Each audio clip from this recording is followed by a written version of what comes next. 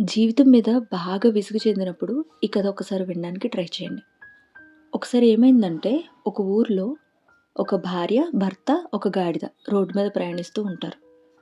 అయితే చాలా బరువు కూడా ఉంటుంది వాళ్ళ చేతిలో ఒక పెద్ద మూట. సరే మనమేం మోస్తాంలే అని చెప్పేసి ఆ మూటను గాడిద మీద పెట్టి భార్యాభర్త ఎదరికి నడుచుకుంటూ వెళ్తారు. ఆ మూటేమో గాడిద మోస్తూ ఉంటుంది. ఎదురుకెళ్ళిన తర్వాత కొంతమంది జనం అంటారు, "ఇదేంటి గాడిదను ఊరికనే నడిపిస్తున్నారు. మీకేమైనా పిచ్చా? ఎందుకలా నడుస్తున్నారు? మీకెందుకు ఆ కష్టం? మీరు దాని మీద కూర్చుంటే గాడిదే తీసుకెళ్తది కదా!" అని అంటారు. సరే కదా అని చెప్పేసి భర్త ఏం చేస్తాడు, పాపం మా ఆవిడ ఎలాగో చాలా దూరం నుంచి నడుస్తుంది కదా! ఆమెనైనా సుఖపెడదాం అని చెప్పేసి ఆ మూటని ఆవిడని గాడిద మీదకి ఎక్కించి ఆయన కింద నడుస్తూ ఉంటాడు. కొంత దూరం వెళ్ళిన తర్వాత జనం అంటారు, "అసలు ఈయన మగాడేనా? పెళ్ళాన్ని పైనెక్కి కూర్చోపెట్టాడు. ఈయన మాత్రం ఊరికనే నడుస్తున్నాడు.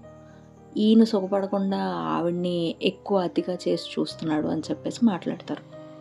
సరే కదా అని మళ్ళీ ఏం చేస్తాడు, ఆళ్ళ వైఫ్‌ని కిందకి దింపేసి ఈయన గాడిద మీదకెక్కి మూట ఇంకా ఆయన గాడిద మీద ఉంటారనమాట.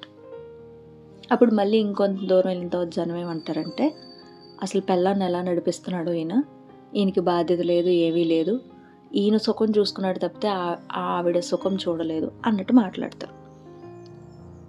అయితే ఇక్కడితో ఈ కథ అయిపోయింది. ఇక్కడ మనం తెలుసుకోవాల్సిందేంటంటే, దీన్ని మనం జస్ట్ లైఫ్‌కి రిఫ్లెక్ట్ చేసి చూస్తే, ఇక్కడ వాళ్ళు ఏం చేసినా సరే ఎవరో ఒకళ్ళు ఏదో ఒకటి అంటూనే ఉన్నారనమాట. పాపం వాళ్ళ గమ్యం కూడా అంత ఈజీగా చేరలేకపోతున్నారు. ప్రతిసారి ఏదో ఒక డిస్టర్బెన్స్. అదే విధిగా మన లైఫ్‌లో కూడా మనం ఏం చేస్తున్నా సరే, అది మన కష్టం గురించి ఆలోచించినా, లేదా భర్త కష్టం గురించి ఆలోచించినా, లేదా ఇద్దరు సుఖం ఆలోచించకపోయినా ఎవరో ఒకళ్ళు ఏదో ఒక చోట ఎప్పుడు ఏదో ఒకటి అంటూనే ఉంటారనమాట. సో, అవన్నీ ఆలోచిస్తూ వాటిని రెక్టిఫై చేసుకుంటూ కూర్చుంటే మనం ఎళ్ళాలనుకున్న గమ్యానికి మనం చేరలేం. ద ఓన్లీ పాయింట్ ఈస్ మీరెక్కడికెళ్ళాలనుకుంటున్నారు? ఏం చెయ్యాలనుకుంటున్నారు? ఏం సాధించాలనుకుంటున్నారు? అది ఎంత త్వరగా సాధించగలరు? అది మాత్రమే ఆలోచించండి. Hope you like the video. Thank you so much. ఈ కథ మీకు నచ్చినట్లయితే లైక్ చేసి సబ్స్క్రైబ్ చేయండి.